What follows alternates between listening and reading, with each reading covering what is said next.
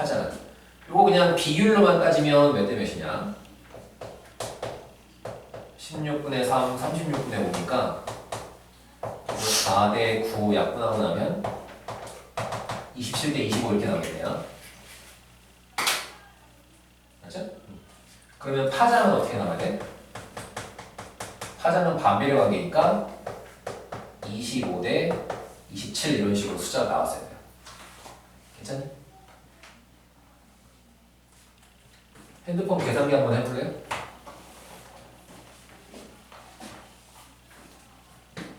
(486, 656이) 나왔죠. 그죠? 얘가 486이면 이거는 486을 기준으로 25대 27이 나왔어야 돼요.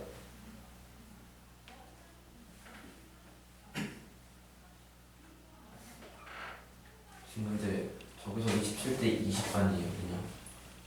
4, 5, 20? 맞아요. 20대 27. 내가 곱하기를 이상하게 써놨네요. 20대 27. 맞아요.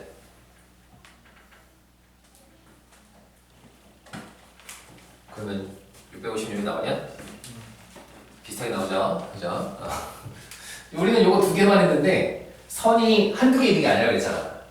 선의 개수가 어마어마하게 많아요. 그리고 아무거나 골라도 다 맞출 수 있어요. 너무 잘 맞는 거예요. 왜 맞는지 모르겠는데 그죠? 논리적으로 이상한 것 같은데 원자가 저렇게 생겼다고? 그럼 좀 이상한 것 같은데 잘 이해가 안 되는데 이게 아니면 이걸 설명할 수 있는 다른 좋은 모델은 없어요. 그럼 우리는 그냥 믿는 거죠. 됐습니까? 그래서 우리가 할 수 있는 거 요거는 좀 외우고 시작하셔야 돼요. 요 계열은 조금 외우셔야 되고 선 스펙트럼에 각각에 해당하는 이 선 하나하나마다 전자 껍질이 바뀔 때 방출된 빛이에요. 그 빛이 여러 가지 파장이 있는 것이. 그죠? 그 전자 껍질이 바뀌는 현상을 전자전이라고 한다 그랬고요. 그럼 각 선이 주어지면 거기에 맞는 전자전이, 거기에 맞는 방출된 빛의 에너지 계산할 수 있어요. 에너지를 직접 파장으로 계산할 수 있나요? 할 수 있어. 근데 우리 그것까지는 안 할 거야. 거기 또 뭔가 공식이 있어요. 에너지와 빛의 파장 사이를 딱 정확하게 설명해주는 공식이 있어요. 그건 안 할 거예요. 에너지가 두 개가 있으면 에너지와 파장이 반비례한다. 이 정도까지는 괜찮을 것 같아요. 이 정도까지는 손으로 하기 쉬우니까. 됐니?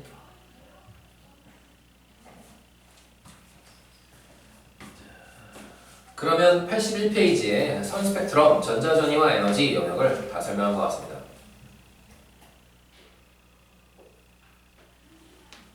디테일하고 조금 자잘하게 용어 외울 거를 좀 정리해드리면 이제 전자 껍질 번호, 주양자 수예요.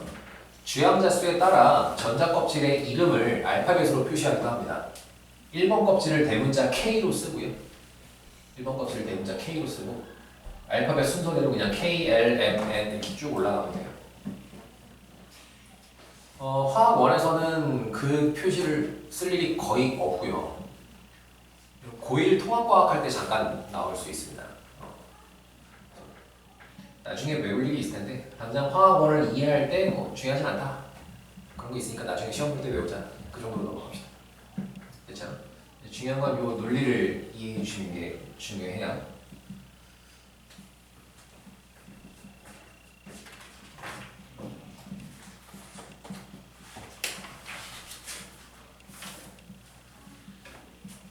(82페이지를) 같이 풀어볼게요.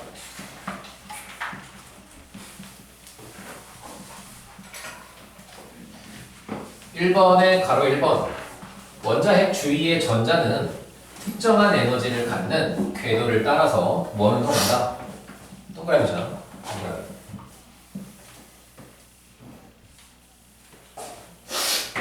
지난 시간에 했던 것부터 연장해서 좀 생각해보면 맨 첫 번째 원자 모형은 돌턴이었어요. 그냥 원자가 제일 작고 그거보다 작은 거 없다. 그 다음에 전자를 발견하고 나서 톰슨의 모형. 원자는 플러스인데 그 안에 전자라는 애가 마이너스가 박혀있다. 그 다음에 핵을 발견하고 나서 러더퍼드 모형. 러더퍼드 모형에서부터 원운동이라는 표현을 썼어요. 왜냐하면 핵 핵과 바로 옆에 있는 핵 사이에 빈 공간 요만하면 알아야 돼. 그러려면 핵과 전자 사이에 이게 딱 붙어 있으면 안 되고 멀리 떨어져 있어야 돼. 핵은 플러스고 전자는 마이너스인데 왜 안 붙어 있어? 왜 안 붙어 있어? 플러스 마이너스인데 왜 떨어져 있어? 그래서 원운동이라는 표현이 필요했던 거예요. 원운동, 그죠? 뭐 태양이 지구를 잡아당기는데 지구가 태양에 떨어지진 않잖아요. 딱 붙어 있지 않잖아요, 그죠? 어느 정도 거리를 유지하잖아요. 그런 것처럼 플러스와 마이너스 잡아당기는데 어느 정도 거리를 유지하려면 얘가 가만히 있지 않겠구나, 움직이겠구나 라고 설명하자는 거예요. 그죠? 그럼 보어 모형에서도 원운동이라는 부분은 앞에 러더퍼드 모형에서 그대로 가지고 온 거예요. 뭐 핵이 있고 빈 공간이 있으면 원운동 하긴 하겠지. 근데 그 원운동이 아무런 궤도나 임의의 길이에서 원운동하는 거냐? 그게 아니고 핵으로부터 정해진 거리에서만 원운동이 가능하다. 그 부분이 수정이 된 거죠. 됐죠?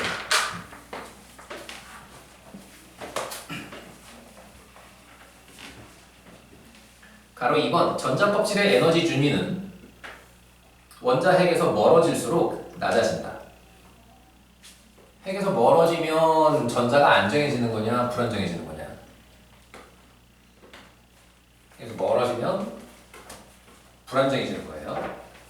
핵에 가깝다가 땅바닥에 떨어져 있다. 땅바닥에 떨어져 있다. 그게 안정한 상태. 에너지가 낮은 상태. 그러면 2번은 X네요. 3번 전자가 다른 전자 껍질로 전이할 때 이걸 전자전이라고 한다고 했죠. 전자전이가 일어날 때 에너지 차이만큼 에너지를 흡수하거나 방출한다. 동그라미.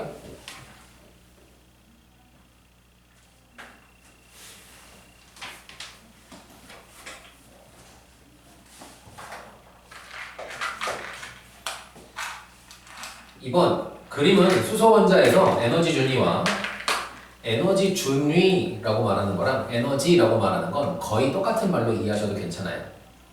굳이 에너지 준위라고 표현하는 건 에너지 중에서도 불연속적인 값을 갖는 에너지를 에너지 준위라고 불러요. 여기서 준위라는 말은 레벨이에요. 레벨. 에너지 레벨. 우리가 그 게임에서의 레벨 생각하면 딱 맞아요. 그냥. 레벨 1하고 레벨 2는 능력치가 다르죠. 그 중간 정도의 능력치 그런 건 가질 수가 없죠. 그죠? 그런 것처럼 에너지가 에너지 레벨 1, 에너지 레벨 2가 있고 그 중간은 안 된다. 불연속적이다라는 걸 강조하기 위해서 준위, 에너지 레벨이라는 표현을 씁니다. 에너지를 흡수하는 경우는 한 가지이다. 흡수하려면 에너지가 작은 쪽에서 큰 쪽으로 가야 되죠. 에너지가 작은 쪽이 그림에서 아래쪽이냐 위쪽이냐. 그림에서 아래쪽이죠. 작은 쪽에서 큰 쪽으로 가는 거니까 그림에서 아래에서 위로 가는 거 고르면 돼요. D 한 가지네요.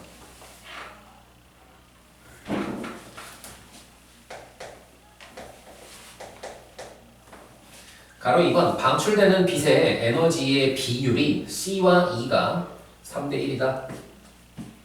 C하고 E가 있어요. 에너지를 얘기하려면 항상 전자전이를 먼저 가지고 와야 돼요. C에서의 전자전이는 2번에서 1번으로 돼요. 2라고 되어 있는 건 무한대에서 2번이야.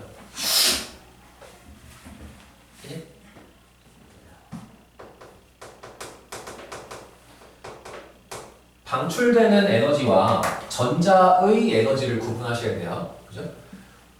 여기서 주양자 수가 2번일 때 전자의 에너지가 얼마라고요? 전자의 에너지가 마이너스 2제곱분의 1 K 이거죠. 빛의 에너지는 전자 에너지의 차이값만큼이에요. 전자 에너지의 차이값이니까 한 번에 쓰면 K 1제곱분의 1 빼기 2제곱분의 1. 오른쪽에서는 K 2제곱분의 1 빼기 무한대제곱분의 1. 이런 모양이 돼요. 됐냐? 그럼 얼마냐? 4분의 3K. 요거는 4분의 1K. 3대 1만. 에너지는 3대 1이다. 동그라미. 파장으로 따지면 몇 대 몇이라고요? 문제에서 물어보진 않았지만 빛의 파장으로 얘기하면 반비례다. 1대 3이다. 됐잖아.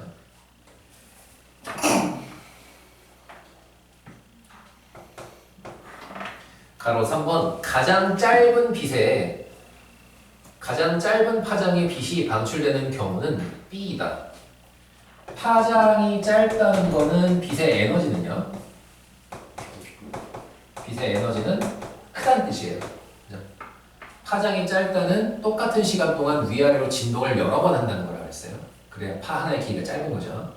그럼 그게 에너지가 큰 겁니다. 에너지가 제일 큰 빛을 방출하는 거 어디예요? 그러면 A죠. 요거는 A라고 하시면 됩니다. 이거 틀린 말. 괜찮나요?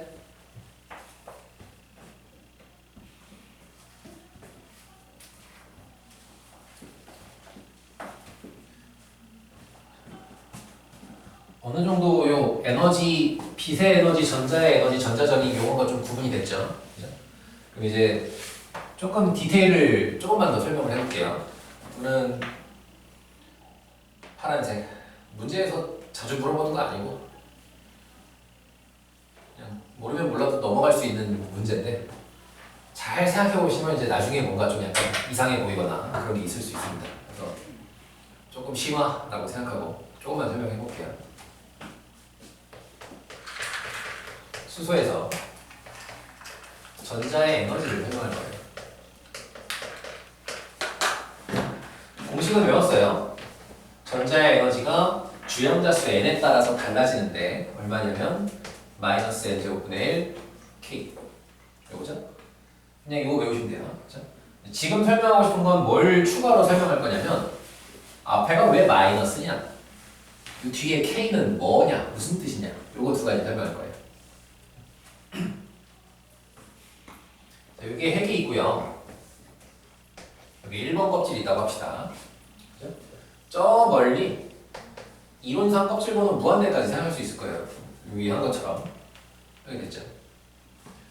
그러면 전자의 에너지를 한번 따져보면 여기는 마이너스 K고요. 여기는 0이죠. 에너지 0은 무슨 뜻이냐? 에너지가 0은 능력이 없다. 그죠? 핵이 여기 있는 전자를 잡아당기지 않으니까. 거리가 무한히 멀면 사실상 서로 잡아당기지 않는다는 거예요. 그죠? 그래서 상호작용이 없다. 인력이 없다. 인력에 의한 에너지가 없다.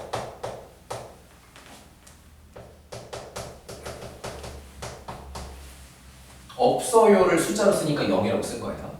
괜찮죠? 여기 됐죠? 그러니까 아무것도 없는 우주에 허공에 혼자 떠있는 돌덩어리 이런 거 생각하시면 돼요. 걔가 포텐셜 에너지가 있냐? 걔가 어딘가로 떨어지면서 일거열을 만들 거냐? 그러면 그렇지 않잖아. 가만히 있겠지 그냥. 그런 상태를 상정하는 거예요. 이해됐어요? 근데 아까 우리 뭐라 그랬냐면 핵과 전자가 가까워지면 가까워질수록 에너지는 점점 낮은 상태가 된다 그랬죠. 아니? 그러면 이렇게 움직이면 에너지가 낮은 상태가 되는 거죠. 더 안정한 상태. 땅바닥에 붙어 있는 게 가장 안정한 상태. 허공에 떠 있는 게 불안정한 상태. 됐죠? 여기가 에너지가 0이고 이거보다 에너지가 낮아야 되니까 에너지가 음수로 표시되는 거예요. 됐어요? 그래서 앞에 공식에 마이너스가 있는 거예요. 다 음수로 표시된 거예요. 여기까지 됐죠?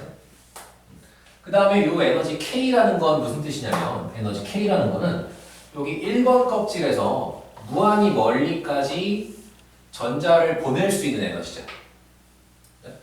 에너지를 K만큼 흡수하면 전자가 1번에서 무한히 멀리 떨어지죠. 무한히 멀다는 건 어떤 뜻이냐면 핵에서부터 완전히 탈출한다는 거예요. 그죠? 그러면 이 K만큼을 흡수하면 어떻게 되는 거냐면 수소가 수소 이온과 전자로 분리된다라는 뜻인 거예요. 이해됐어요? 그 과정을 간단하게 이온화된다라고 설명하는 거죠.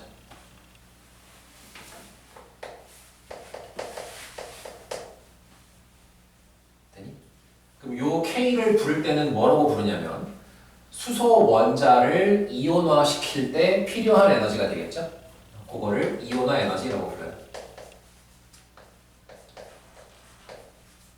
그래서 아까 K가 책에는 숫자가 써 있었어요. 1312라고 써 있었고 그 뒤에 단위가 써 있었어요. 단위가 보시면 에너지 단위로 킬로줄 퍼 몰 단위로 되어 있을 거예요. 1312 킬로줄 퍼 몰. 그 말은 수소 1몰을 H 플러스 이온으로 이온화 시키려면, 즉 수소 1몰에서 전자를 하나하나 다 떼어내려면 그때 필요한 에너지가 1312 킬로줄이다. 그 얘기인 거예요. 됐습니까? 그래서 공식의 모양을 조금 자세히 설명했는데 K가 얼마인지 외우는 건 중요하지 않다 그랬어요. 그죠? 그냥 이 정도의 계산들을 수행할 수 있고 스펙트럼 선을 여기에 찾아서 해석할 수 있고 이 정도까지를 해주시면 됩니다. 됐잖아? 오른쪽에 3번 이건 그냥 외우는 겁니다. 외우는 거.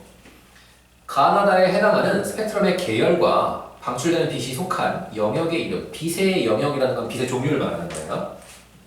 이름을 각각 쓰세요. 그러면 가는 라이너 계열, 빛의 영역은 자외선, 나가 발머 계열 가시광선, 다가 파쉔 계열 적외선, 자라 가발 이렇게 하면서 외우시면 됩니다.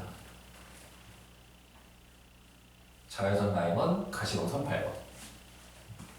이건 어느 책을 보나 항상 똑같이 추천해 주더라고. 자라가 가발을 어쩌고 저쩌고 이렇게. 4번 선 스펙트럼 일부를 나타낼 것이다. 여기까지 봤을 때 이게 라이먼이냐 발머냐 파시엠이냐 알 수 없다냐.